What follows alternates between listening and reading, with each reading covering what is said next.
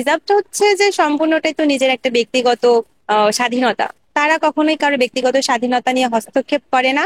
তো আমার সাথে এরকম কোনো কিছু হয়নি। যখন থেকে আমাদের রাকসু নিয়ে কথাবার্তা চলছে বা কাজ বা ক্যাম্পাসে এরকম চলছে, তখন থেকেই তো হচ্ছে যে আমি বিভিন্ন রকম কাজ করছি বা তাদের সাথে বিভিন্ন ধরনের প্রোগ্রাম যাচ্ছি। আমাকে কখনোই তারা এটা নিয়ে কোনো কথা বলেনি। ছাত্র শিবির হচ্ছে একটা ইনক্লুসিভ প্যানেল, যেখানে আমার মতো সাধারণ শিক্ষার্থী সহ সনাতন ধর্মীয় একজন রয়েছে। সে তাদের সাথে জয়েন হওয়ার একটাই কারণ হচ্ছে যে তারা যখন আমাকে বলে, তো আমি তাদের তো বিভিন্ন রকম অ্যাক্টিভিটিস দেখেছি আমাদের ক্যাম্পাসে। তো মনে হয়েছে যে না, তারা আমার মতো সাধারণ শিক্ষার্থীদের নিয়ে কাজ করে। তো আমি যদি তাদের সাথে জয়েন হই বা তাদের সাথে মিলে যদি কাজ করতে যাই, তাহলে হচ্ছে যে আমাদের ন্যায্য অধিকারটা পাবো। এজন্যই তাদের সাথে জয়েন হওয়া।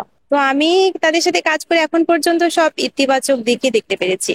কোনো খারাপ বা আপনি যেটা বললেন যে সহিংসতাপূর্ণ বা এরকম এরকম কোনো কিছু আমি এখনো দেখতে পারি নাই। মানুষ ভোট দেওয়া তো সবার ব্যক্তি স্বাধীনতা। তো একজন মানুষ অবশ্যই একজন প্রার্থী নির্বাচন করবে তার যোগ্যতা দেখে, তার কাজ দেখে, অবশ্যই তার মুখ দেখে নয়। তো তারা আমাকে নির্বাচন করবে। আমি তো ইতিপূর্বে অনেক কাজ করেছি, কাজ করে যাচ্ছি, ইনশাল্লাহ ভবিষ্যতে কাজ করব।